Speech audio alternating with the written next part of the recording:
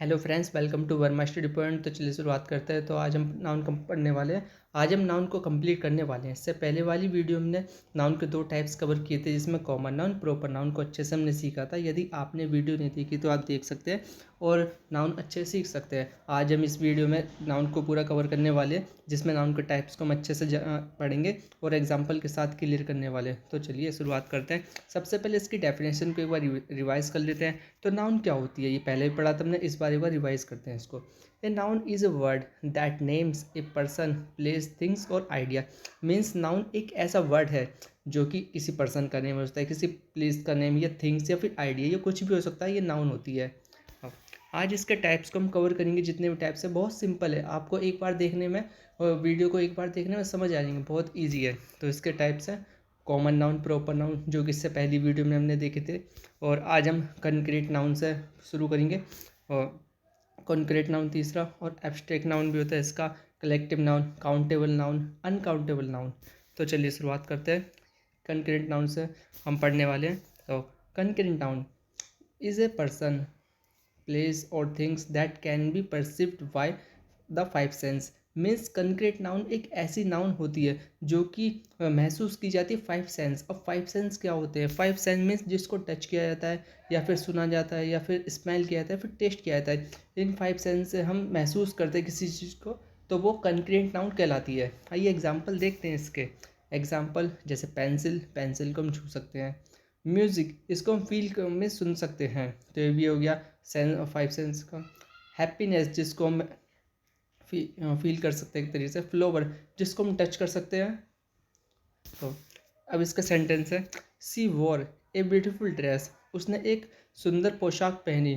तो dress, dress जिसको touch किया, टच करके तो पहना, तो ये होगी आपकी कॉन्क्रीट नाउन। अब दूसरा एग्जांपल है, the flower were in the full bloom. Means फूल पूरी तरह से खिल चुके थे। तो फ्लोवर जिससे सुगंध आती है, इसको हम सूंघ सकते हैं उनकी, तो ये कोई कंक्रीट नाउन। अब तीसरा एग्जांपल है, the delicious cake was on the table. Means स्वादिष्ट केक मेज पर रखा था। तो केक जिसको हम खा सकते हैं, यानी कि टच करके खा सकते हैं, और टेबल हो गई वस्तु। तो ये हो गई आपकी कंक्रीट नाउन। अब है एब्स्ट्रैक्ट नाउन।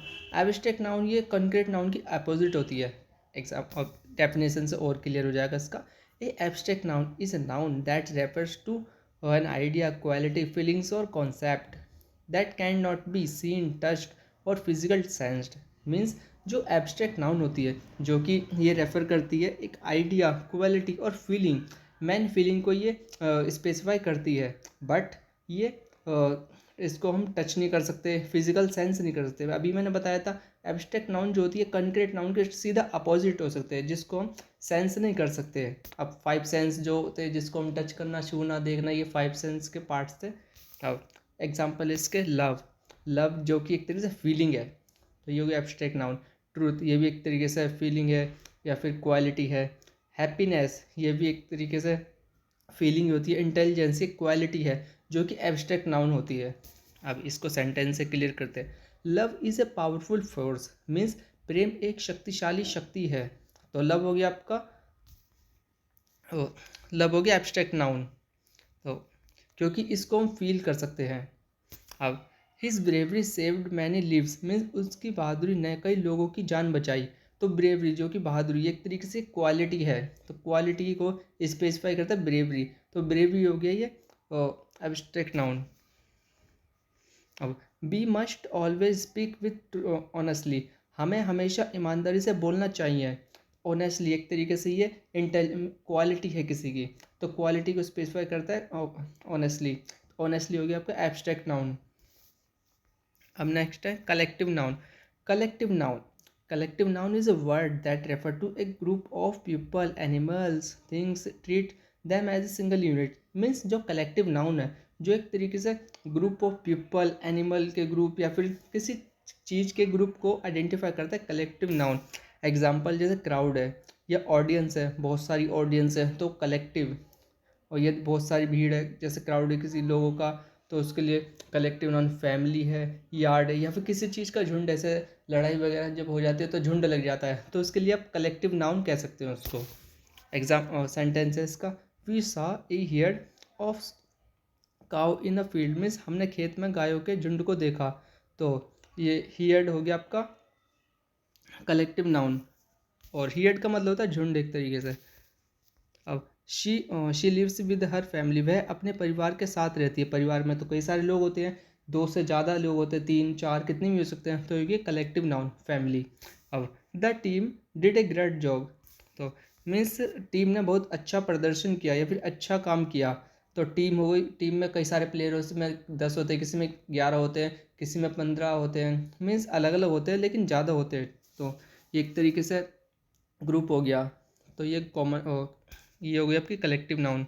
अब एक काउंटेबल नाउन, डेफिनेशन से इसको क्लियर करते हैं। A countable noun also known as count nouns refer to an noun that can be counted and as a singular and plural, means दोनों तरीके से होती है, सिंगुलर और प्लूरल। सिंगुलर मीन्स एक वचन, प्लूरल मीन्स बहुवचन।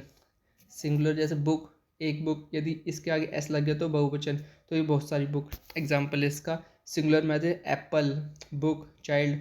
यदि एक एप्पल की बात की जाएगी तो सिंगुलर हो गया, एक बच्चे की बात की जाए तो सिंगुलर हो गया। यदि प्लूरल देखें, यदि बहुत सारे बच्चे की बात करें तो चिल्ड्रन हो गया।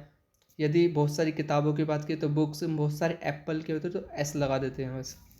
अब आई हैव थ्री बुक्स, मेरे पास 3 किताबें हैं। तो काउंटेबल नाउन हो गई बुक्स, जो कि जिसको हम काउंट कर सकते हैं, और एक से अधिक है तो ये प्लूरल, प्लूरल नाउन। अब दूसरा एग्जांपल है, do you have any pens, क्या आपके पास कोई पेन है। तो ये भी काउंटेबल नाउन हो गई। और दूसरे सेंटेंस है, she bought a new car yesterday, उसने कल एक नई कार खरीदी। तो कार जो कि एक है, जो कि खरीदी थी, तो ये हो गया कार हो गया काउंटेबल नाउन जो कि सिंगुलर है। अब अनकाउंटेबल नाउन, अनकाउंटेबल नाउन का are for the things that we can't count with the number, means uncountable noun वो होती है जिसको हम काउंट नहीं कर सकते, जिसको गिना ना जा सके, वो अनकाउंटेबल नाउन हो गई। एग्जाम्पल है वाटर, वाटर को हम नहीं गिन सकते क्योंकि बहुत सारा पानी होता है, इसको नहीं काउंट किया जाता। एयर को नहीं काउंट कर सकते, मिल्क को नहीं काउंट कर सकते, ना ही नॉलेज, किसी के पास नॉलेज बहुत ज़्यादा है, किसी के पास और ज़्यादा है, किसी पर थोड़ी कम है, उसको हम काउंट नहीं कर सकते। तो ये होती है अनकाउंटेबल नाउन, जिसको गिना ना जा सके। सेंटेंस से समझते हैं, she has a lots of knowledge, उसके पास बहुत ज्ञान है। तो नॉलेज होगी अनकाउंटेबल नाउन। अब we need water to survive, हमें जीवित रहने के लिए पानी की आवश्यकता है। तो पानी बहुत सारा, मतलब कितना भी हो सकता है, इसको हम काउंट नहीं कर सकते हो, तो वाटर अनकाउंटेबल है। तो I love listening to music in my free time, मुझे अपने खाली समय में संगीत सुनना बहुत पसंद है। म्यूजिक जिसको म्यूजिक को फील किया जाता है एक तरीके से, तो ये भी मतलब अनकाउंटेबल नाउन में भी वैसा ऐड होगा। तो मुझे उम्मीद है आपने नई चीज़ सीखी होगी अपने, तो इसी तरह चीज़ें सीखते रहिए और आगे बढ़ते रहिए। Thanks for watching.